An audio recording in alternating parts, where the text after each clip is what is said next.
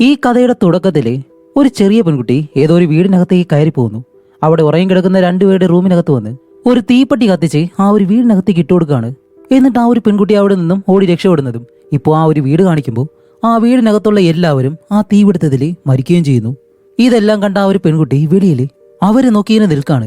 അങ്ങനെ ഈ scene cut ചെയ്ത് അടുത്ത സീനിൽ കാണിക്കുന്നത് ഈ കഥയിലെ രണ്ട് നായികമാരെയാണ്. അതിലൊരാളുടെ പേര് പോളി, മറ്റൊരാളുടെ പേര് കാത്തലിൻ.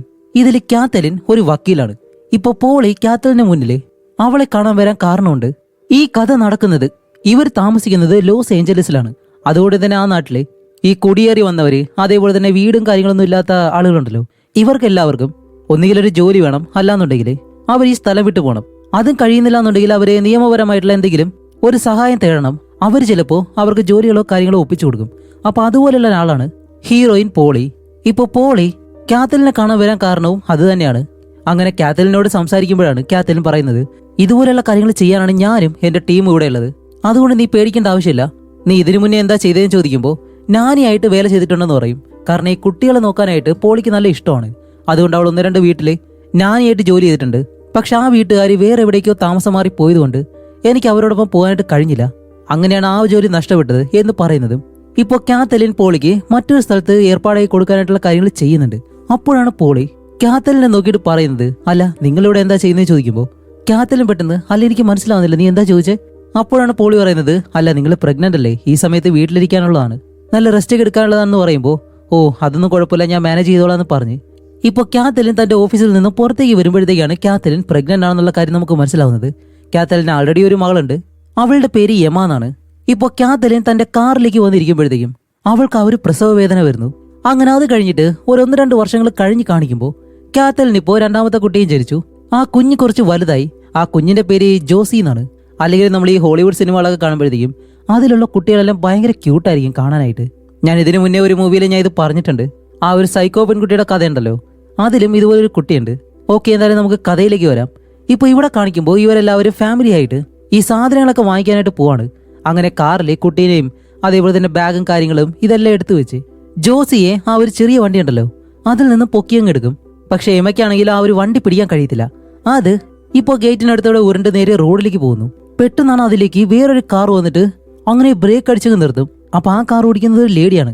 ഇപ്പൊ കാത്തലിൻ അവരോട് ചോദിക്കും, നിങ്ങൾ എന്തായി ചെയ്യുന്നത് ചോദിക്കുമ്പോൾ അവർ തിരിച്ച്, നിങ്ങൾ എന്തായി ചെയ്യുന്നത്? അപ്പൊ കാത്തലിൻ പറയും, അത് തന്നെയാണ്, നിങ്ങൾ ഇത്ര വേഗതയിൽ ഈ ഒരു ഇറക്കത്തില് ഇങ്ങനെ വരാൻ പാടില്ല എന്ന് നിങ്ങൾക്ക് അറിയത്തില്ലേ, പിന്നെ എന്തിനാണ് നിങ്ങൾ എപ്പോഴും വേഗതയിൽ വരുന്നതെന്ന് ചോദിക്കുമ്പോൾ അവർ കാത്തലിനെ വഴക്ക് പറഞ്ഞിട്ട് ദേഷ്യപ്പെട്ട് അവർ വീണ്ടും സ്പീഡിന് തന്നെ പോവാണ്. അപ്പൊ ഈ സ്ത്രീ എപ്പോഴും ഇങ്ങനെയാണ്, ഇത് നല്ലൊരു ഇറക്കമുള്ള സ്ഥലമാണ്, അവിടെ അവർ വേഗതയിൽ മാത്രമേ പോകത്തുള്ളൂ. അപ്പോഴാണ് കാത്തലിന്റെ ഭർത്താവ് മിക്കായേൽ അവിടേക്ക് വരുന്നത്. അവനോട് ഈ കാര്യം പറയുമ്പോഴത്തേക്കും അവരിതൊന്നും വലിയ കാര്യമാക്കാതെ, ഓക്കെ ആ ലേഡി അങ്ങനെ തന്നെയാണ്, കാര്യമാക്കണ്ടെന്ന് പറഞ്ഞ് ഇവരെല്ലാവരും ഷോപ്പ് ചെയ്യാനായിട്ട് മാർക്കറ്റിലേക്ക് പോകുന്നു. അങ്ങനെ ആ ഒരു മാർക്കറ്റിലെത്തി ഷോപ്പ് ചെയ്യുമ്പോഴത്തേക്കാണ് നമ്മുടെ കാത്തലിൻ എപ്പോഴും ഡയറ്റ് ഫോളോ ചെയ്യുന്ന ഒരു വ്യക്തിയാണ്. കാരണം അധികമായിട്ട് ഈ മധുരം കാര്യങ്ങളൊന്നും യൂസ് ചെയ്യത്തില്ല, കൊഴുപ്പ്, എണ്ണ ഇങ്ങനെയുള്ളതൊന്നും യൂസ് ചെയ്യത്തില്ല. അവളുടെ ഫാമിലിയുള്ള ആരെയും യൂസ് ചെയ്യാനായിട്ടും അവൾ അനുവദിക്കത്തില്ല. കുട്ടികളെയും ആ രീതിയിലാണ് വളർത്തുന്നത്. അങ്ങനെ ഇവർ പർച്ചേസ് ചെയ്യുന്ന സമയത്താണ് പോളി ഉണ്ടല്ലോ അവളെ ഇവർ കാണുന്നത്. കാത്തലിൻ കാണുമ്പോഴത്തേക്ക് ആദ്യം കാത്തലിനെ ഓർമ്മ വരത്തില്ല. അപ്പൊ പോളി, നമ്മൾ ഓഫീസിൽ വെച്ച് കണ്ടു എന്ന് പറയുമ്പോഴത്തേക്കും ആ ഓർമ്മയുണ്ട്, എന്തു പറ്റി, നിന്റെ വീടിന്റെ കാര്യങ്ങളൊക്കെ എന്തായെന്ന് ചോദിക്കുമ്പോൾ പോളി പറയും, എനിക്ക് ആ ഒരു വീട്ടിലെ വാടക കൊടുക്കാനായിട്ട് അത്ര കഴിയത്തില്ല, അതുകൊണ്ട് പലതവണ ഇവള് കാറിലൊക്കെയാണ് കിടന്ന് ഉറങ്ങുന്നത്. അപ്പോൾ മിക്കായേല് എന്തോ ഒരു എണ്ണ വാങ്ങിയിട്ട് അത് കാത്തലിനെ കാണിക്കുമ്പോൾ കാത്തലിനെ നോക്കിയിട്ട് ഇതിൽ കൊഴുപ്പാണ് കൂടുതലും, പാമോയില് എന്ന് പറയുമ്പോൾ പോളിയും അതിനെ സപ്പോർട്ട് ചെയ്തിട്ട് അതെ ഇത് കൂടുതലും കൊഴുപ്പായിരിക്കും എന്നെല്ലാം പറഞ്ഞപ്പോൾ കാത്തലിനോട്, അല്ല നിങ്ങൾക്കൊരു ബേബി സിറ്ററിന് ആവശ്യമുണ്ടെങ്കിൽ എന്നോട് പറഞ്ഞാൽ മതി, കാരണം ഉച്ചയ്ക്ക് ശേഷമാണെങ്കിൽ ഞാൻ വീട്ടിലിരിക്കാന്ന് പറയുമ്പോൾ കാത്തലിൻ ചോദിക്കും, അല്ല നിനക്കത് എക്സ്പീരിയൻസ് ഉണ്ടോ? പോളി പറയും, അതെ നിങ്ങൾ ആദ്യ ദിവസം കണ്ടപ്പോൾ ഞാനത് പറഞ്ഞിരുന്നു എന്ന് പറയുന്നതും ഓക്കെ നിന്റെ നമ്പർ തന്നാൽ മതി എന്നും പറഞ്ഞ് കാത്തലിൻ അവളുടെ കയ്യിൽ നിന്ന് നമ്പർ വാങ്ങുന്നു. അത് കഴിഞ്ഞ് ഒരു വീട്ടിലേക്ക് വന്നിട്ട് ഇപ്പൊ കാത്തലിൻ എമയുടെ മുടി വെട്ടിക്കൊടുക്കാണ്.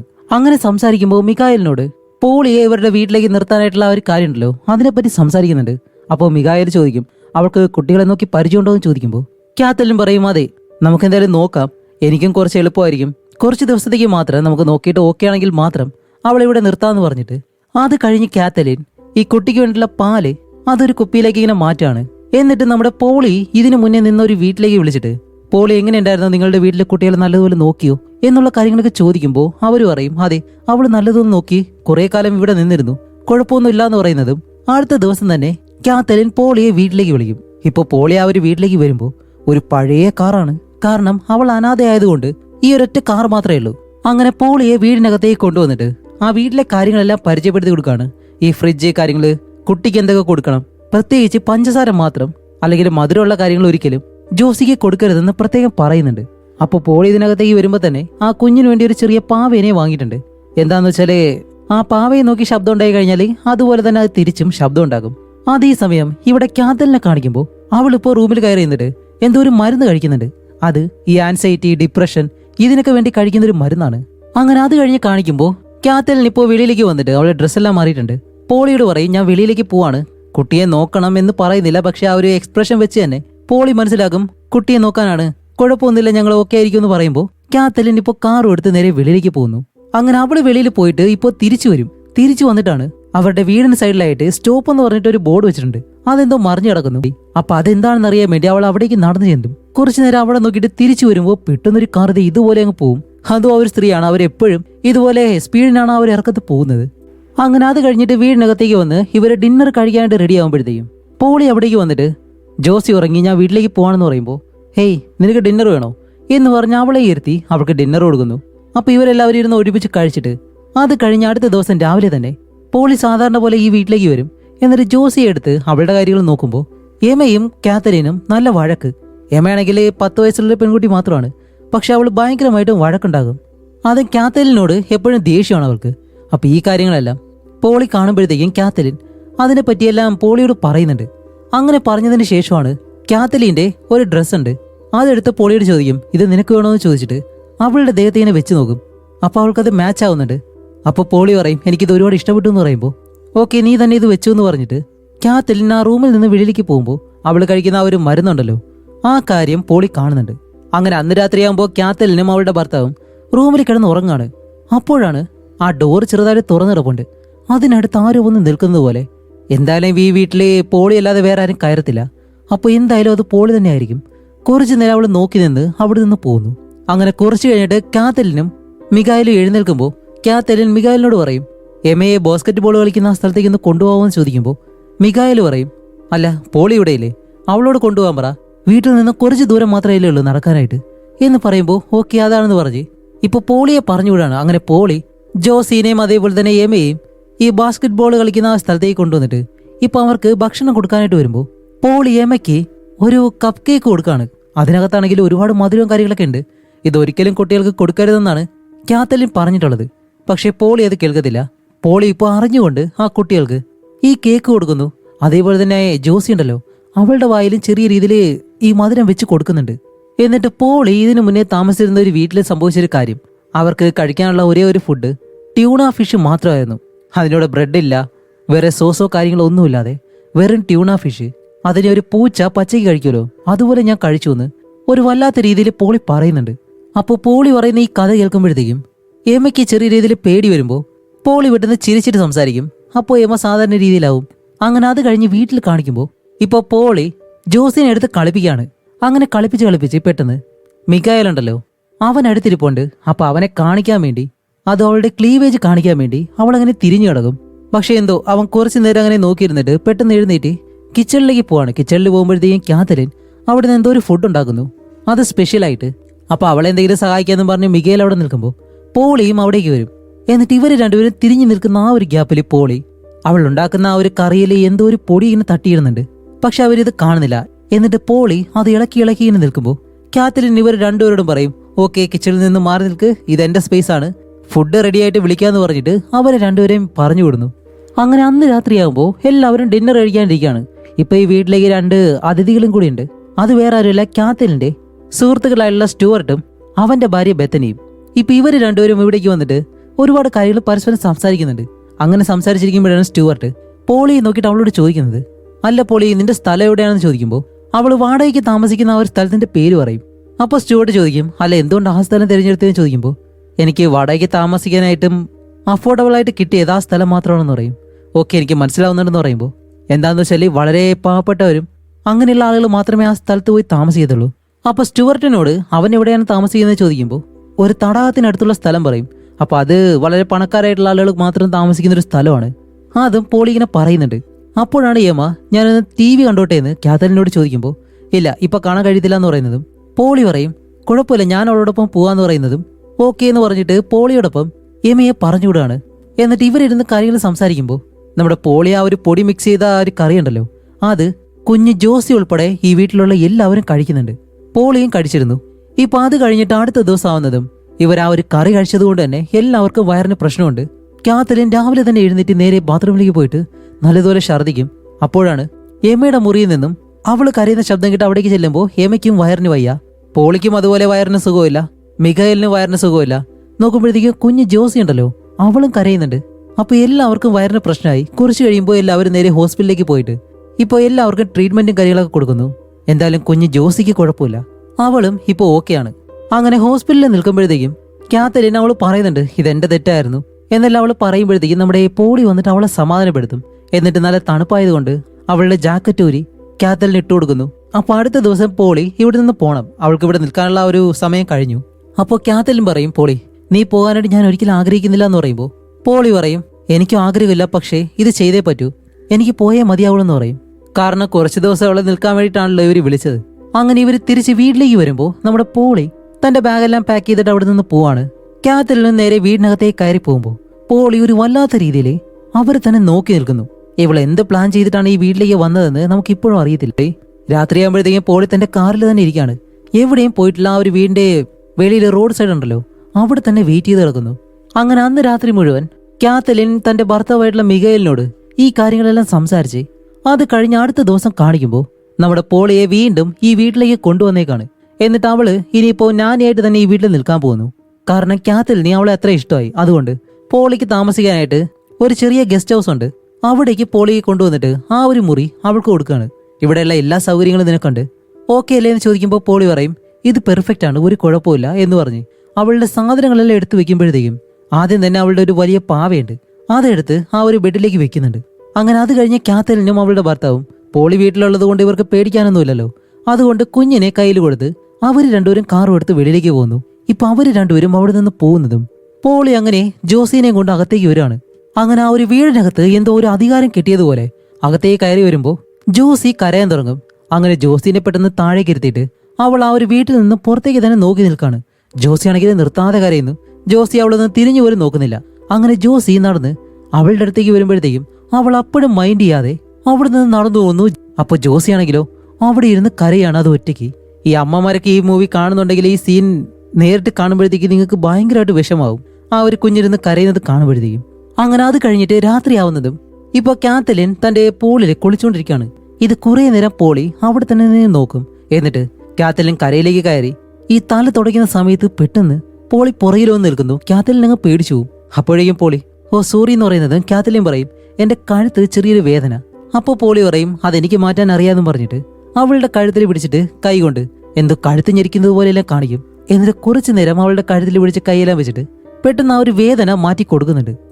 അങ്ങനെ അത് കഴിഞ്ഞ അടുത്ത ദിവസം കാത്തലിൻ രാവിലെ തന്നെ എഴുന്നേറ്റ് വരുമ്പോൾ പോളി അവളുടെ മുറിയിലേക്ക് പോയിട്ടില്ല, ഈ വീടിനകത്ത് തന്നെയാണ് കിടന്ന് ഉറങ്ങുന്നത്. അങ്ങനെ പതിയെ അവളുടെ അടുത്തേക്ക് വന്ന് അവളെ വിളിക്കണ്ടെന്ന് വിചാരിച്ചിട്ട് കാത്തലിൻ അവളുടെ സോക്സ് വലിച്ചോരും. അപ്പോൾ പെട്ടെന്ന് പോളി എഴുന്നേറ്റ് ഹേയ് നിന്നെ വിളിക്കണ്ടെന്ന് വെച്ചു കിടന്നുറങ്ങിക്കോന്ന് പറയുമ്പോൾ പോളി എന്തോ മുഖം ഒരു വല്ലാത്ത രീതിയിൽ വെച്ചിട്ട് ആ ഒരു സോക്സ് വാങ്ങിയിടാണ്. ഇത് കണ്ട കാത്തലിന് അത് ശരിയായിട്ട് തോന്നില്ല. കാത്തലിൻ ചോദിക്കും അല്ല എന്തു പറ്റി എന്നുള്ള രീതിയിൽ നോക്കിയിരിക്കുമ്പോൾ പോളി ചിരിച്ചിട്ട് ഹേയ് കുഴപ്പമൊന്നുമില്ല എന്ന് പറഞ്ഞ് അവൾ എഴുന്നേറ്റ് അങ്ങ് പോവും. ഇത് കാണുമ്പോഴത്തേക്കും കാത്തലിന് എന്തോ ഒരു സംശയം പോലെ ഇവൾ എന്തുകൊണ്ടാണ് ഇങ്ങനെ പെരുമാറുന്നതെന്ന്. അങ്ങനെ അത് കഴിഞ്ഞിട്ട് രാത്രിയാകുമ്പോഴത്തേക്കും കാത്തലിനും മിഖായലും കിച്ചണിലിരുന്ന് സംസാരിക്കുകയാണ്. അങ്ങനെ സംസാരിക്കുമ്പോഴാണ് വേസ്റ്റ് ബിന്നില് എന്തോ ഒരു ജ്യൂസിന്റെ കുപ്പിയാണെന്ന് തോന്നുന്നു അത് കിടക്കുന്നത് കാത്തലിൻ കാണും. അപ്പൊ ഇതെടുത്ത് മിഖായലിനെ കാണിക്കുമ്പോൾ ഏയ് അതാരാ വാങ്ങിയെന്ന് ചോദിച്ചിട്ട് ഇപ്പൊ കാത്തലിൻ ആ ഒരു കുപ്പിയും കൊണ്ട് നേരെ പോളിയുടെ അടുത്തേക്ക് ചെല്ലും. അപ്പൊ പോളിയാണെങ്കിലോ എമ്മയായിട്ടിരുന്ന് കളിക്കുന്നു. ഇപ്പൊ പോളിയോട് അല്ല പോളി നീയാണോ ഇത് വാങ്ങിച്ചത്, ഈ മധുരമുള്ള സാധനങ്ങൾ ഒരിക്കലും ഈ വീട്ടിലേക്ക് വാങ്ങരുതെന്ന് ഞാൻ നിന്നോട് പറഞ്ഞില്ലേന്ന് ചോദിക്കുമ്പോൾ പോളി അറിയാത്തതുപോലെ ഓ അങ്ങനെ നിങ്ങൾ പറഞ്ഞിരുന്നോ, ഞാൻ മറന്നുപോയി സോറി എന്നെല്ലാം പറയുമ്പോൾ കാത്തലിന് നല്ല ദേഷ്യം വരും. അവള് പ്രത്യേകം പറഞ്ഞതാണ് ഒരിക്കലും മധുരം ഒന്നും ഈ വീട്ടിലേക്ക് വാങ്ങരുതെന്ന്. അങ്ങനെ കാത്തലിൻ ദേഷ്യം നിൽക്കുമ്പോൾ ഏമ പെട്ടെന്ന് അമ്മ ഞങ്ങൾ കളിക്കുകയാണ് എന്ന് പറയുമ്പോഴത്തേക്കും കാത്തലിൻ ഓക്കെ സോറി മോളെ എന്ന് പറഞ്ഞ് ഡോറും അടച്ച് വെളിയിലേക്ക് വരും. അങ്ങനെ അത് കഴിഞ്ഞിട്ട് രാത്രിയാകുമ്പോഴത്തേക്കും കാത്തലിൻ ഇപ്പോൾ ഓടാനായിട്ട് പുറത്തേക്ക് പോവാണ്. അങ്ങനെ അവൾ ഓടാനായിട്ട് വെളിയിലേക്ക് പോയിട്ട് കുറെ കഴിഞ്ഞ് അതേപോലെ തന്നെ തിരിച്ചു വരും. തിരിച്ചു വന്ന് വീടിനകത്തേക്ക് വരുമ്പോൾ ആരെയും ഹാളിൽ കാണുന്നില്ല.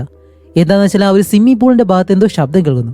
കാത്തലിൻ അവിടേക്ക് ചെന്ന് നോക്കുമ്പോഴാണ് അവിടെ 3 പേരിരുന്ന് സംസാരിക്കുന്നു. ഒന്ന് മികായേല്, പിന്നെ പോളി, പിന്നെ വേറൊരു പെണ്ണ്. അടുത്തേക്ക് ചെല്ലുമ്പോഴാണ് അത് പോളിയുടെ ഗേൾഫ്രണ്ടാണ്. അതുമല്ല, നമ്മുടെ കാത്തലിൻ അറിയാതെയാണ് അവളെ വീട്ടിലേക്ക് വിളിച്ചോണ്ട് വരുന്നത്. ഇപ്പോൾ ഒരു വീട്ടിലേക്ക് താമസിക്കാനായിട്ട് സ്ഥലം കൊടുത്തു, നാനിയായിട്ട് സ്വീകരിച്ചു, അതൊക്കെ ശരി തന്നെയാണ്. പക്ഷേ അവളുടെ ഒരു സുഹൃത്തിനെയോ ആരെങ്കിലും വീട്ടിലേക്ക് കൊണ്ടുവരുമ്പോൾ ഒരു അനുവാദം ചോദിക്കുക എന്നുള്ളൊരു മര്യാദ ഉണ്ടല്ലോ, അതൊന്നും ഇവിടെ പാലിക്കുന്നില്ല.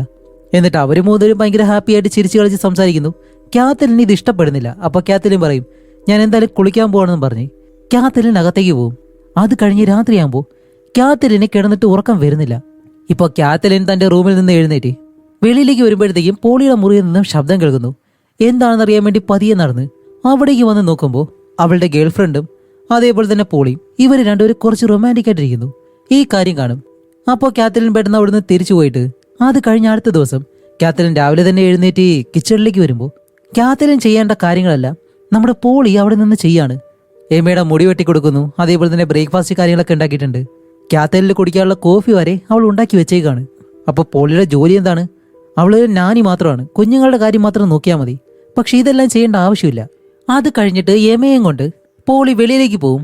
അപ്പോൾ ഏതോ ഒരു കുട്ടിയുടെ ബർത്ത്ഡേ ഫംഗ്ഷനാണ് തോന്നുന്നു. അതിനടുത്തായിട്ട് ഇവർ രണ്ടുപേരും ഇരുന്നിട്ട് ഇപ്പോൾ പോളി എമയോട് എന്തൊക്കെയോ കാര്യങ്ങൾ പറയുന്നുണ്ട്. എന്താണെന്ന് വെച്ചാൽ നിന്റെ അമ്മ കാത്തലിൻ നിന്നിൽ നിന്നും ഒരു കാര്യം മറയ്ക്കുന്നുണ്ടെന്നും, അതുമല്ല നിന്റെ അമ്മ മറ്റൊരാളായിട്ട് നടിക്കുകയാണെന്നും, ഇങ്ങനെ ചില കാര്യങ്ങളൊക്കെ പറഞ്ഞ് എമയെ അവളുടെ അമ്മയിൽ നിന്നും മാറ്റി നിർത്താൻ വേണ്ടി, എന്തോ ഒരു ദേഷ്യം തോന്നാൻ വേണ്ടി ആവശ്യമില്ലാത്ത ചില കാര്യങ്ങൾ പറയുമല്ലോ, അതുപോലെയാണ് ഇപ്പോൾ നമുക്ക് തോന്നുന്നത്. അതേസമയം വീട്ടിലെ കാത്തലിൻ അവളുടെ മരുന്നെല്ലാം കഴിച്ചിട്ടും അവൾക്ക് അത്ര സുഖമായിട്ട് തോന്നുന്നില്ല. എന്തോ ഒരു മാറ്റങ്ങൾ അവൾക്ക് സംഭവിക്കുന്നുണ്ട് എന്ന് പറഞ്ഞ് അവൾ കാണിക്കുന്ന ആ ഒരു ഡോക്ടറെ വിളിച്ച് ചോദിക്കും. അപ്പോൾ ആ ഒരു ഡോക്ടർ പറയും, കുഴപ്പമില്ല, നിങ്ങൾ ഒരാഴ്ചയായിട്ട് മുടങ്ങാതെ മരുന്ന് കഴിച്ചുകൊണ്ടേയിരിക്കും, അത് കഴിഞ്ഞ് നമുക്ക് നോക്കാം. അങ്ങനെ സംസാരിച്ച് നിൽക്കുമ്പോഴത്തേക്കും പെട്ടെന്ന് കാത്തലിൻ കത്തി ഉപയോഗിച്ച് കട്ട് ചെയ്തുകൊണ്ടിരിക്കുമായിരുന്നു. അവളുടെ കൈവിരലി അറിയാതെ കട്ട് ചെയ്ത് കൊടുക്കും. അങ്ങനെ അത് കഴിഞ്ഞ് പോളിയും എമയും തിരിച്ച് വീട്ടിലേക്ക് വന്നിട്ട് ഇവരെല്ലാവരും ആഹാരം കഴിച്ചുകൊണ്ടിരിക്കുകയാണ്. അങ്ങനെ കഴിക്കുമ്പോഴത്തേക്കും എമയുടെ സ്കൂളിൽ സംഭവിച്ച ഒരു കാര്യം പോളിയോട് അവൾ പറയുന്നു. അത് നല്ല ഹാപ്പി ആയിട്ട്. അത് ഈ ആഹാരം കഴിക്കുമ്പോഴത്തേക്കും പറയാൻ പാടില്ലാത്ത കാര്യങ്ങളാണ്. കുട്ടികൾ അങ്ങോട്ടും ഇങ്ങോട്ട് തുപ്പുന്ന കാര്യങ്ങളൊക്കെ ഉണ്ടല്ലോ, ഇതൊക്കെയാണ് പറയുന്നത്. എന്നിട്ടാണ് പെട്ടെന്ന് എമ കാത്തലിനെയും മികായലിനെയും നോക്കിയിട്ട് എനിക്കൊരു കാര്യം ചോദിക്കാനുണ്ട്, എനിക്ക് ഈ ഇടയായിട്ട് ചില ഫീലിങ്സ് എല്ലാം ഉണ്ട്. എന്താണെന്ന് ചോദിക്കുമ്പോൾ ഈ സിനിമയിലൊക്കെ കാണിക്കുമല്ലോ, പ്രണയിക്കുന്നവരെ ഉമ്മ വയ്ക്കുന്നു, അത് കഴിഞ്ഞ് കുട്ടികൾ ഉണ്ടാക്കാൻ ശ്രമിക്കുന്നു, അതുപോലെ എന്നെല്ലാം പറയുമ്പോൾ കാത്തലിൻ ചോദിക്കും, എന്തു പറ്റി, നിനക്ക് ആരെങ്കിലും ഇഷ്ടമാണെന്ന് ചോദിക്കുമ്പോൾ ഇല്ല, എനിക്കൊരു പെൺകുട്ടിയെ ഉമ്മ വയ്ക്കണമെന്നുണ്ട്, അതൊരു ബോയിനല്ല എന്ന് പറയുമ്പോൾ മികായൽ പറയും, മോളെ നീ ആ ഒരു പ്രായത്തിലേക്ക് വന്നുകൊണ്ടിരിക്കുകയാണ്, ഈ സമയത്ത് എല്ലാ വികാരങ്ങളും വരും, ഞങ്ങളത് തീരുമാനം എടുക്കാമെന്ന് പറയുമ്പോഴത്തേക്കും എമ പെട്ടെന്ന് ഇല്ല, എനിക്ക് ആ ഒരു തീരുമാനമുണ്ട്, ഞാൻ തീരുമാനിച്ചു എന്ന് പറയുമ്പോൾ കാത്തലിൻ പെട്ടെന്ന് പോളിയോട് ചോദിക്കും, പോളി നിങ്ങൾ രണ്ടുപേരും ഇതിനെപ്പറ്റി സംസാരിച്ചോ എന്ന് ചോദിക്കുമ്പോൾ പോളി പെട്ടെന്ന് അതെ, അവള് വിവാഹത്തെ പറ്റി എന്നോട് ചോദിച്ചു, അതുകൊണ്ട് ഞാൻ എനിക്കറിയാവുന്ന കാര്യങ്ങളെ അവളോട് പറഞ്ഞു കൊടുത്തു എന്ന് പറയുമ്പോൾ ഇത് പോളിയിലൂടെയാണ് എമ മനസ്സിലാക്കിയതെന്ന് കാത്തലിന് നല്ലോണം അറിയാം. അതുകൊണ്ട് പോളിയെ വഴക്ക് പറയുമ്പോഴത്തേക്കും എമ പെട്ടെന്ന് പറയും, ഇല്ല അമ്മ, ഇത് ഞാനാണ് പറഞ്ഞത്, ഞാനാണ് നിങ്ങളോട് സംസാരിക്കുന്നതെല്ലാം പറഞ്ഞിട്ട്. ഈ വലിയ കുട്ടികൾ സംസാരിക്കുമല്ലോ, കുറച്ച് പ്രായമുള്ള അല്ലെങ്കിൽ പക്വതയുള്ള കുട്ടികൾ, അതുപോലെയാണ് എമ ഇപ്പോൾ സംസാരിക്കുന്നത്. പക്ഷെ കാത്തലിന് ഒരിക്കലും അത് സമ്മതിച്ചു കൊടുക്കത്തില്ല. നീ ഒരു ചെറിയ കുട്ടിയാണെന്നെല്ലാം പറയുന്നത് എമ ദേഷ്യപ്പെട്ട് എനിക്ക് നിങ്ങളെ ഇഷ്ടമല്ല എന്നും പറഞ്ഞ് നേരെ റൂമിലേക്ക് പോകും. അപ്പോൾ പോളി ഒന്നും അറിയാത്തതുപോലെ സോറി, ഇങ്ങനെയൊന്നും ഉണ്ടാവുമെന്ന് ഞാൻ പ്രതീക്ഷിച്ചില്ല എന്ന് പറയുമ്പോൾ കാത്തലിൻ ദേഷ്യപ്പെട്ട് പോളിയോട് സംസാരിക്കും. അപ്പോൾ പോളി ഞാൻ അവളോടൊപ്പം പോവാണെന്നും പറഞ്ഞ് എഴുന്നേറ്റ് അങ്ങ് പോകുന്നതും ഇപ്പോൾ രാത്രിയാകുമ്പോൾ കാത്തലിന് ഒന്നും മനസ്സിലാവുന്നില്ല. 10 വയസ്സ് മാത്രം പ്രായമുള്ള ഇവരുടെ മകള് ഈ രീതിയിൽ സംസാരിക്കണമെന്നുണ്ടെങ്കിൽ ഇതിനെല്ലാം കാരണം പോളിയാണ് എന്നെല്ലാം പറയുമ്പോഴത്തേക്കും മികായൽ പറയും, ഓ അപ്പോൾ നീ പറഞ്ഞു വരുന്നത് പോളിയോട് എമ്മ കൂടുതലായിട്ട് അടുപ്പം കാണിക്കുന്നത് നിനക്ക് ഇഷ്ടപ്പെടുന്നില്ല, ഒരുപക്ഷെ ഒരു പൊസസീവ് അതായിരിക്കാം നിനക്ക് തോന്നുന്നത് എന്നെല്ലാം പറഞ്ഞ് കാത്തലിനെ സമാധാനിപ്പിക്കുമ്പോൾ ഇവർ രണ്ടുപേരും കുറച്ച് റൊമാൻറ്റിക് ആയിട്ടിരിക്കുന്നു ആ ഒരു മൂഡില്. അപ്പോൾ ഇതെല്ലാം പോളി അവളുടെ റൂമിലിരുന്ന് ഈ ഒരു ശബ്ദങ്ങളെല്ലാം കേൾക്കുന്നുണ്ട്. അപ്പോൾ പോളിക്ക് നല്ല ദേഷ്യമുണ്ട്. എന്നിട്ട് അവൾ എന്തോ ഒരു കാര്യം ചെയ്യുകയും ചെയ്യുന്നുണ്ട്. അങ്ങനെ അത് കഴിഞ്ഞ് കുറച്ചുകൂടി രാത്രിയാകുമ്പോൾ ഇവരെല്ലാവരും ഫാമിലി ആയിട്ട് വെളിയിലേക്ക് എന്തോ ഒരു പാർട്ടിയുടെ ഭാഗമായിട്ട് പോവാണ്. അവിടെയാണെങ്കിൽ എല്ലാവരും ഈ ഒരു ഫയർ വർക്കും കാര്യങ്ങളും അങ്ങനെയൊക്കെ ചെയ്യുന്നുണ്ട്. അപ്പോൾ ഇവരെല്ലാവരും അവിടെ നിന്ന് സംസാരിക്കുമ്പോൾ എമയും പോളിയും കുറച്ച് മാറി നിൽക്കാമെന്നും പറഞ്ഞ് ഇവർ രണ്ടുപേരും മറ്റൊരു വഴിക്ക് പോകുന്നു. അങ്ങനെ അത് കഴിഞ്ഞിട്ട് ഈ പാർട്ടിയും കാര്യങ്ങളെല്ലാം കഴിഞ്ഞ് ഇവിടെ തിരിച്ച് വീട്ടിലേക്ക് വരും. അപ്പോൾ പോളി ധരിച്ചിരിക്കുന്നത് നമ്മുടെ കാത്തലിൻ കൊടുത്ത ആ ഒരു ഡ്രസ്സ് ഉണ്ടല്ലോ, അതാണ്. അപ്പോൾ കാത്തലിൻ പോളിയോട് പറയുന്നുണ്ട്, ഏയ് ഞാൻ തന്നതല്ലേ ഇത്, നല്ല രസമുണ്ട് എന്നെല്ലാം പറഞ്ഞിട്ട് ഇവർ രണ്ടുപേരും കിച്ചണിൽ നിൽക്കുന്നതും പെട്ടെന്ന് എമയുടെ മുറിയിൽ നിന്നും പെട്ടെന്ന് തീയും പുകയും വെടിയും എല്ലാം വരുന്നു. എന്താണെന്ന് ഇവർ ഓടി നോക്കുമ്പോൾ എമ പേടിച്ച് വെളിയിലേക്ക് വന്നിരിക്കുകയാണ്. എന്താ കാര്യം എന്ന് ചോദിക്കുമ്പോഴത്തേക്കാണ് എമ്മ നല്ലതുപോലെ പേടിച്ചു പോയി. അപ്പോഴാണ് പോളി എവിടേക്ക് വന്നിട്ട് കാര്യം ചോദിക്കുമ്പോൾ പോളി പറയും, ഇതുപോലെ എമ്മ പറഞ്ഞിട്ട് നമ്മൾ പാർട്ടിക്ക് പോയില്ലേ, അവിടെ നിന്ന് കുറച്ച് കാര്യങ്ങൾ ഞാൻ എടുത്തുകൊണ്ട് വന്നിരുന്നു, അതാണ് റൂമിൽ വെച്ചത്. പക്ഷെ ഇങ്ങനെ ആവുമെന്ന് ഞാൻ ഒരിക്കലും പ്രതീക്ഷിച്ചില്ല എന്ന് പറയുമ്പോൾ ഇപ്പൊ ഇത് എമ്മയുടെ ജീവന് തന്നെ അപകടമായിട്ടുള്ളൊരു കാര്യമാണ്. അതുകൊണ്ട് കാത്തലിന് നല്ല ദേഷ്യം വന്ന് പോളിയോട് പറയും, ഇപ്പൊ തന്നെ നീ വീട്ടിൽ നിന്ന് വെളിയിലേക്ക് പോകാൻ പറഞ്ഞ് പോളിയെ വീട്ടിൽ നിന്ന് പുറത്തേക്ക് പറഞ്ഞു വിടുന്നു. അങ്ങനെ പോളി ബാഗ് എടുത്ത് അവിടെ നിന്ന് പോകുന്നതും ഇപ്പോൾ രാത്രിയാകുമ്പോഴത്തേക്കും കാത്തലിൻ എഴുന്നേറ്റ് മിഖായലിനോട്, അല്ല നിങ്ങൾക്ക് തോന്നുന്നില്ലേ അവളത് മനഃപൂർവ്വം ചെയ്താണെന്ന്, അവൾക്ക് അപകടം സംഭവിക്കുമെന്ന് അറിഞ്ഞിട്ടും അവൾ അങ്ങനെ തന്നെ ചെയ്താണെന്ന് തോന്നുന്നതെന്ന് ചോദിക്കുമ്പോൾ മിഖായൽ പറയും, എനിക്കങ്ങനെ തോന്നുന്നില്ല, കാരണം അവൾ കുറച്ച് ഫണ്ണായിക്കോട്ടെ എന്ന് വിചാരിച്ചിട്ടായിരിക്കും അത് വീട്ടിലേക്ക് കൊണ്ടുവന്നത്, ഒരുപക്ഷെ നിനക്ക് അങ്ങനെ തോന്നുന്നതായിരിക്കാം എന്നെല്ലാം മിഖായല് പോളിയെ സപ്പോർട്ട് ചെയ്ത് പറയുമ്പോൾ എന്തോ അന്ന് രാത്രിയാകുമ്പോഴത്തേക്കും നമ്മുടെ പോളിയുടെ വീട്ടിൽ കാണിക്കുമ്പോഴാണ് അവൾ വാടകയ്ക്ക് താമസിക്കുന്ന ഒരു സ്ഥലമുണ്ടല്ലോ, അതിനകത്ത് പോളി ഒരു വല്ലാത്ത മാനസികാവസ്ഥയിലിരിക്കുന്നു. തലയെല്ലാം കൊണ്ടൊന്ന് ചുമരിലിരിക്കുന്നു. ആ വീട്ടിൽ നിന്നും പുറത്തായതുകൊണ്ട് അവൾ ഒരുമാതിരി ഇരിക്കുമ്പോഴത്തേക്കും കുറച്ച് കഴിഞ്ഞിട്ട് നമ്മുടെ കാത്തലിൻ അവൾ താമസിക്കുന്ന ആ ഒരു സ്ഥലത്തേക്ക് വരികയാണ്. അവളുടെ കാറ് കാണുന്നതും ആ റൂമിനടുത്തേക്ക് വന്നിട്ട് പോളിയെ നോക്കുമ്പോൾ പോളി ആ കട്ടിലിനടുത്തായിട്ടിരിക്കുന്നു. അങ്ങനെ ആ ഒരു ഗ്ലാസ്സിൽ തട്ടുന്നതും പോളി അവളെ കണ്ട് നേരെ വന്ന് ഡോർ തുറക്കും. അപ്പോൾ കാത്തലിൻ പോളിയോട് പറയും, സോറി, എനിക്ക് ചില പ്രശ്നങ്ങളുണ്ടായിരുന്നു, അത് കാരണമാണ് ഞാൻ നിന്നോട് ദേഷ്യപ്പെട്ടത്, എന്റെ തെറ്റാണെന്നെല്ലാം പറയുമ്പോഴത്തേക്കും പോളി പെട്ടെന്ന് കാത്തലിനെ കെട്ടിപ്പിടിക്കും. എന്നിട്ട് വേറെ എന്താണ്, പോളിയെ നേരെ വീട്ടിലേക്ക് തിരിച്ചു കൊണ്ടുവന്നു. അത് കഴിഞ്ഞ് നമ്മുടെ കാത്തലിൻ ഇപ്പോൾ അടുത്ത ദിവസം സ്റ്റുവർട്ട് ഉണ്ടല്ലോ, അവനുമായിട്ട് വെളിയിൽ നിന്ന് സംസാരിക്കുകയാണ്. ഇവരുടെ വീടിന് വെളിയിലുള്ള ആ ഒരു ബോർഡ് അതവിടെ പണിക്കാർ വന്ന് ശരിയാക്കുന്നു. അപ്പോഴും സ്റ്റുവർട്ടിനോട് സംസാരിക്കുമ്പോഴാണ് സ്റ്റുവർട്ട് ചോദിക്കുന്നത്, അല്ല പോളി എവിടെ നിന്നാണ് വന്നിട്ടുള്ളത്, അവൾ എന്താണ് ഇവിടെ ചെയ്യുന്നത്, അവളെ പറ്റിയുള്ള കൂടുതൽ വിവരങ്ങൾ നിനക്കറിയുമെന്ന് ചോദിക്കുമ്പോൾ കാത്തലിൻ പറയും, ഇല്ല അറിയത്തില്ല എന്ന് പറയും. ഓക്കെ, അതെന്തായാലും കണ്ടുപിടിക്കണം, ഒന്നും അറിയാതെ ഒരാളെ വീട്ടിലിങ്ങനെ നിർത്തരുത്, ആ കാര്യം ഞാൻ നോക്കിക്കൊള്ളാമെന്ന് പറഞ്ഞ് സ്റ്റുവർട്ട് നേരെ വീടിനകത്തേക്ക് കയറി പോകുന്നതും ഇപ്പോൾ പോളി തന്റെ ജോലിയെല്ലാം കഴിഞ്ഞ് തിരിച്ച് അവളുടെ റൂമിനടുത്തേക്ക് നടന്നു വരുമ്പോൾ സ്റ്റുവർട്ട് അതിനകത്ത് നിൽക്കുന്നു. പോളിയെ കാണുമ്പോഴത്തേക്കാവും പെട്ടെന്ന്, സോറി, ഈ റൂമും കാര്യങ്ങളൊക്കെ ഒന്ന് റെനോവേഷൻ ചെയ്യണമെന്ന് കാത്തലിൻ പറഞ്ഞിരുന്നു, അത് നോക്കാനായിട്ടാണ് ഞാൻ വന്നതെന്ന് പറയുമ്പോൾ പോളി അടുത്തേക്ക് വന്നിട്ട് അവനോട് പറയും, ഇത് കാത്തലിന്റെ വീടാണ്, ഞാൻ ഇവിടുത്തെ നാനിയാണ്, നിങ്ങൾ അവളുടെ സുഹൃത്താണ്, അതൊക്കെ ശരിയാണ്, പക്ഷെ ഇപ്പോൾ ഇതെന്റെ റൂമാണ്, അതുകൊണ്ട് അനുവാദമില്ലാതെ ഇനി ഇതിനകത്തേക്ക് കയറരുത് എന്ന് പറയുമ്പോൾ അവൻ പറയും, ഓക്കെ സോറി എന്ന് പറഞ്ഞിട്ട് അവൻ അവിടെ നിന്ന് ഇറങ്ങിപ്പോവും. അപ്പോൾ സത്യത്തിലെ സ്റ്റുവർട്ട് അവളുടെ റൂമിനകത്തേക്ക് കയറാൻ കാരണം വേറൊന്നുമല്ല, അവളുടെ DNA എടുത്തിട്ട് അതാരാണെന്ന് കണ്ടുപിടിക്കാൻ വേണ്ടിയിട്ടാണ്. അതിന് അവൾ യൂസ് ചെയ്ത പല കാര്യങ്ങളും അവൻ ആ ഒരു റൂമിൽ നിന്ന് എടുത്തുകൊണ്ട് വന്നിരുന്നു. ഇപ്പൊ അതെല്ലാം വെച്ചിട്ട് അതിൽ നിന്നും അവന് DNAക്ക് ആവശ്യമായിട്ടുള്ള കാര്യങ്ങളെല്ലാം ബഡ്സ് ഉണ്ടല്ലോ അതിലിങ്ങനെ കളക്ട് ചെയ്യും. എന്നിട്ട് ഇതെല്ലാം ലാബിലേക്ക് അയച്ച് ടെസ്റ്റ് ചെയ്ത് അവൾ ആരാണെന്ന് കണ്ടുപിടിച്ചാൽ അവളുടെ ഫുൾ ഡീറ്റെയിൽസും അവന് മനസ്സിലാക്കാൻ കഴിയും.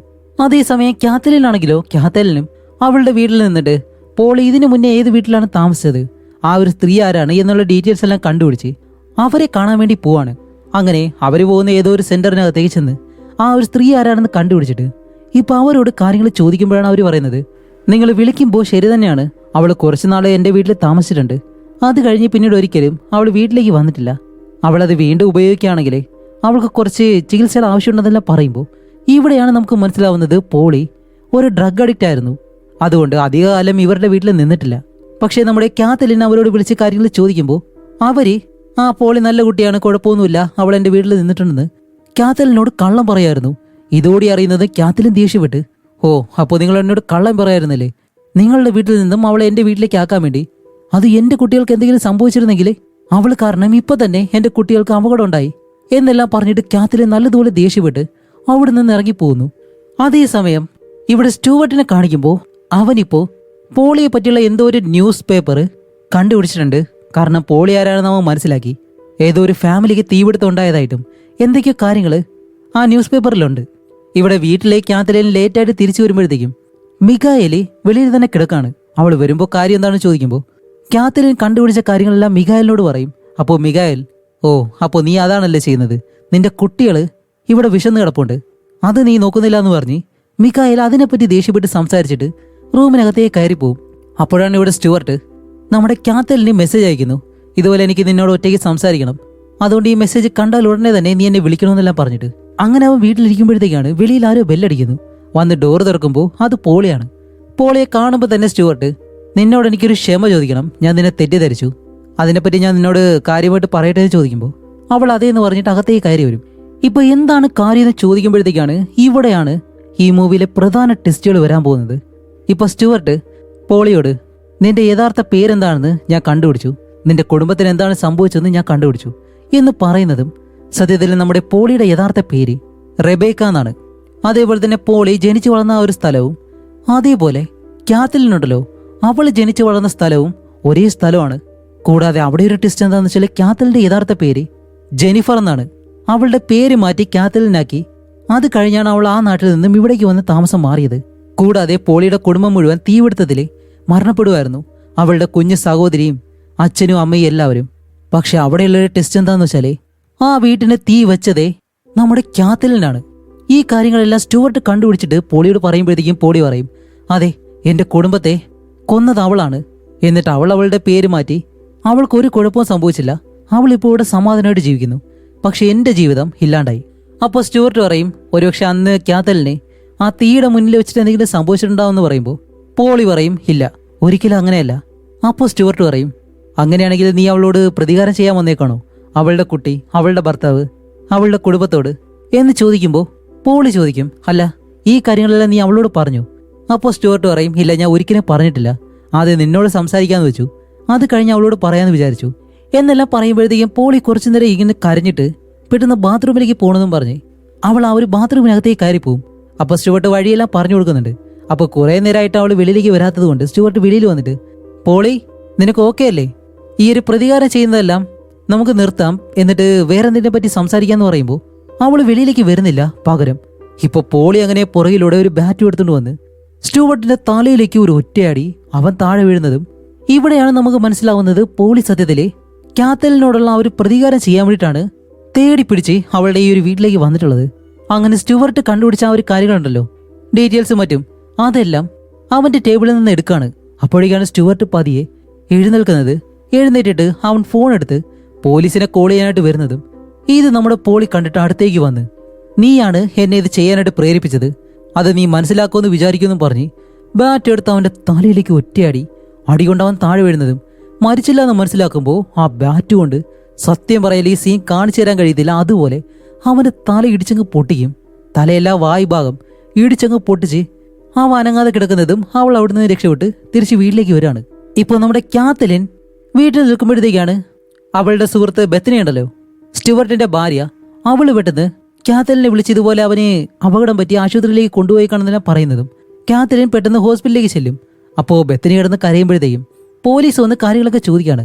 അപ്പോൾ കാത്തലിൻ ആ ഒരു പോലീസുകാരനോട്, എനിക്ക് സംശയമുള്ളത് എൻ്റെ വീട്ടിൽ ജോലിക്ക് നിൽക്കുന്ന പോളി എന്ന് പറഞ്ഞ ഒരു പെണ്ണാണ്, എൻ്റെ വീട്ടിലെ നാനി.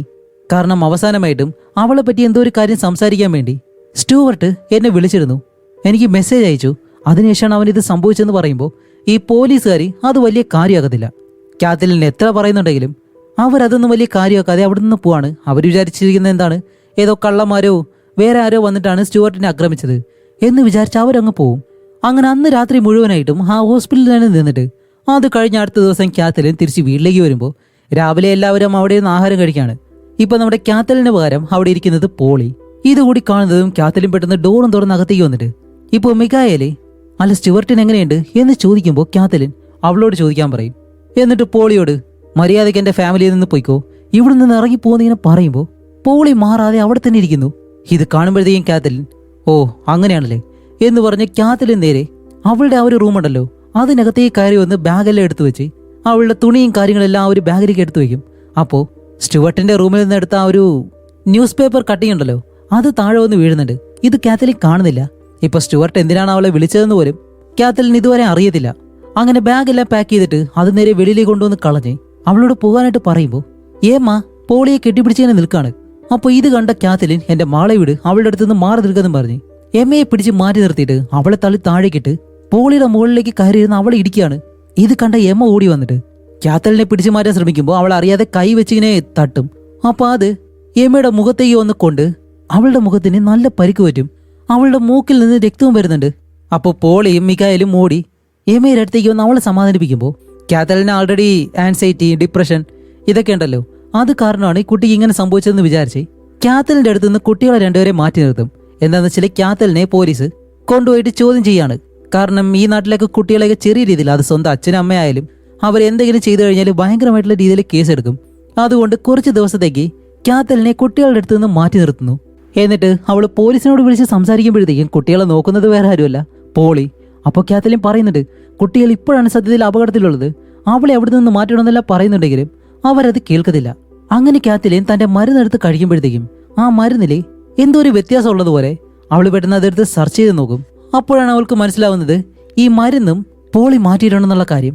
അങ്ങനെ അത് കഴിഞ്ഞിട്ട് കാത്തലിൻ എമയെ കാണാൻ വേണ്ടി വരികയാണ്. അവൾ ആ ഒരു ബാസ്കറ്റ് ബോൾ പ്രാക്ടീസ് ചെയ്യല്ലോ അവിടേക്ക്.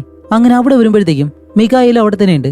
ജോസി എവിടെയെന്ന് ചോദിക്കുമ്പോൾ ജോസി വീട്ടിൽ നല്ല ഉറക്കാണ്, പോളി വീട്ടിലുണ്ടെന്ന് പറയുന്നത്. ഇപ്പോൾ കാത്തലിൻ എമയോട് ഒറ്റയ്ക്ക് സംസാരിക്കും. അങ്ങനെ ഇരുന്ന് സംസാരിച്ചിട്ട് എമയോട് കുറെ സോറിയെല്ലാം പറയുന്നുണ്ട്. അങ്ങനെ പറഞ്ഞുകൊണ്ടിരിക്കുമ്പോഴത്തേക്കാണ് എമ പെട്ടെന്ന് പോളിയുടെ മുറിയിൽ നിന്ന് എനിക്കൊരു കാര്യം കിട്ടിയെന്നും പറഞ്ഞ് ആ ഒരു ന്യൂസ് പേപ്പർ കട്ടിങ് കാത്തലിനെ കാണിച്ചു കൊടുക്കും. അവളുടെ കുടുംബം കത്തി നശിച്ചതും അതുകൊണ്ട് പോളി അനാഥയാണ്, അതുകൊണ്ടാണ് അവൾ നമ്മുടെ വീട്ടിലെ നമ്മളോടൊപ്പം താമസിക്കാണ്ട് ശ്രമിക്കുന്നത് എന്നല്ല എമ പറയുമ്പോഴത്തേക്കും ഈ ന്യൂസ് പേപ്പർ കട്ടിങ് കാണുമ്പോൾ കാത്തലിൻ നല്ലതുപോലെ കരയുന്നുണ്ട്. കാരണം എന്താണെന്ന് അവൾക്കറിയാം. അങ്ങനെ അത് കഴിഞ്ഞിട്ട് കാത്തലിൻ നേരെ വീട്ടിലേക്ക് വരും. വീട്ടിലേക്ക് വരുമ്പോൾ പോളി ജോസിയുടെ അടുത്ത് ഇങ്ങനെ ഇരിക്കുകയാണ്. ഇപ്പൊ കാത്തലിൻ വന്ന് ബെല്ലടിക്കുമ്പോഴത്തേക്കും പോളി വന്ന് ഡോർ തുറക്കും. എന്നിട്ട് പറയും, കുഞ്ഞിനെ കാണാം, അതേപോലെ തന്നെ നിനക്ക് എന്തെങ്കിലും വേണോ, ഒരു ഗ്ലാസ് വെള്ളം കുടിച്ചിട്ട് പൊയ്ക്കോന്ന് പറഞ്ഞ് പോളി കാത്തലിനെയും കൊണ്ട് നേരെ കിച്ചണിലേക്ക് പോകുന്നു. എന്നിട്ട് അവൾക്ക് കുടിക്കാനായിട്ട് കുറച്ച് വെള്ളം എടുത്ത് അടുത്തേക്ക് വെച്ചു കൊടുക്കുന്നുണ്ട്. ഇവിടെ നമ്മുടെ മികായലാണെങ്കിലോ ഈ ഗ്രൗണ്ടിലിരുന്ന് പെട്ടെന്ന് കാത്തലിനെ വിളിക്കുമ്പോൾ അവൾ ഫോൺ എടുക്കുന്നില്ല. എത്ര വിളിച്ചിട്ടും ഫോൺ എടുക്കാത്തത് കൊണ്ട് മികായലി എമയെ വിളിച്ച് തിരിച്ച് വീട്ടിലേക്ക് പോകും. അപ്പോഴാണ് ഇവിടെ വീട്ടിലെ നമ്മുടെ കാത്തലിന് പോളി ആരാണെന്നുള്ള കാര്യം ശരിക്കും മനസ്സിലാവുന്നത്.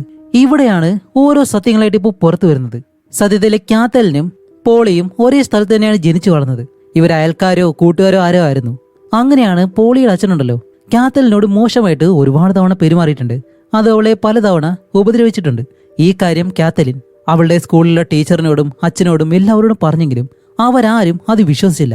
ഇത് കാരണം കാത്തലിന് നല്ല ദേഷ്യം വന്ന്, അതുപോലെ ഒരു ചെറിയ പെൺകുട്ടിയായിരുന്നല്ലോ ആ സമയത്ത്. അതുകൊണ്ട് ഈ ദേഷ്യം കാരണമാണ് അവൾ ആ വീട്ടിലേക്ക് വന്ന് ആ വീടിന് തീയിടുന്നത്.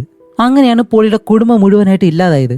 എന്നിട്ട് കാത്തലിൻ അവിടെ നിന്നും പേര് മാറ്റി ഈ സ്ഥലത്തേക്ക് വന്ന് പിന്നീടുള്ള അവരുടെ ജീവിതം പേര് മാറ്റി അവൾ ജീവിക്കുമായിരുന്നു. അപ്പൊ ഇത്രയും കാര്യങ്ങൾ പോളി പറയുമ്പോഴത്തേക്കും കാത്തലിൻ അവളോട് സോറി എല്ലാം പറയുന്നുണ്ട്. പക്ഷെ ഇതിന് സോറി പറഞ്ഞിട്ട് കാര്യമില്ല. കാരണം കാത്തലിൻ ഇപ്പോഴും നല്ലൊരു സ്ത്രീയായിട്ട് ജീവിക്കാനായിട്ട് ശ്രമിക്കുകയാണ്. ഒരിക്കലും അവള് നല്ലൊരു വ്യക്തിയല്ല എന്നാണ് പോളി പറയുന്നത്.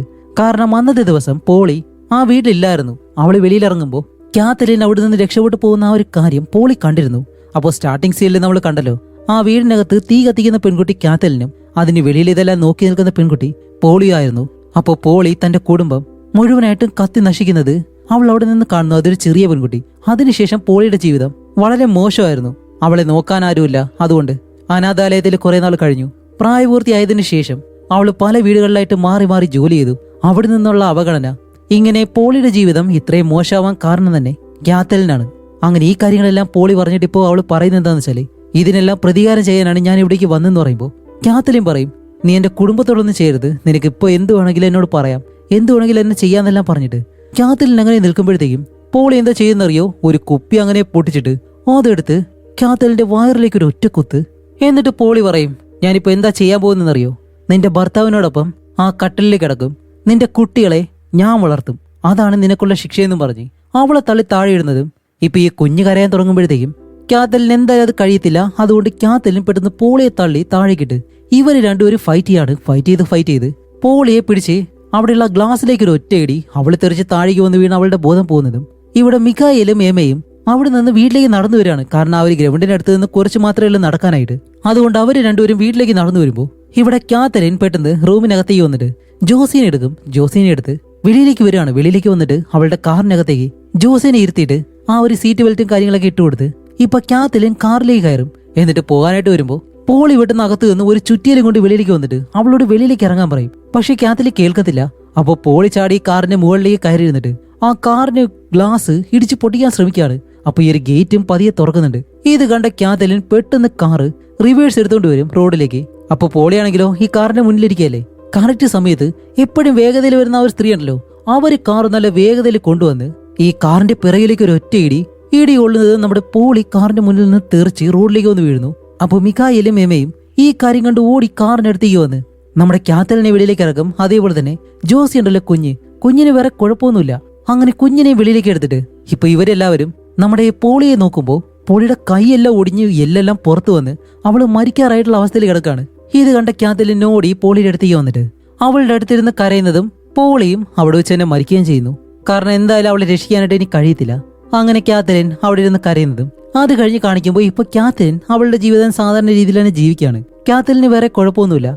ഏമയാണെങ്കിലോ ജോസിക്ക് പോളി പറഞ്ഞു കൊടുത്ത അവളുടെ ഒരു കഥയുണ്ട്. ആ കഥ പതിയെ പറഞ്ഞു കൊടുക്കുന്നു. പക്ഷെ ഈ കുട്ടികൾക്ക് അറിയത്തില്ല പോളിക്ക് സംഭവിച്ച കാര്യമാണ് അവൾക്ക് പറഞ്ഞു കൊടുത്തതെന്ന്. ഇപ്പൊ അത് ചെറിയൊരു കഥ പോലെ ജോസിക്ക് ഏമ പറഞ്ഞു കൊടുക്കുന്നതും ഈ മൂവിയും ഇവിടെ വെച്ച് അവസാനിക്കുന്നു. ഇനി പറയും, ഈ മൂവിയിലെ യഥാർത്ഥ വില്ലൻ അതാരാണ്? പോളിയാണോ കാത്തലിനാണോ? അപ്പൊ അടുത്തൊരു നല്ല മൂവിയായിട്ട് ഉടനെ തന്നെ വരാം. അതുവരെയും ബൈ.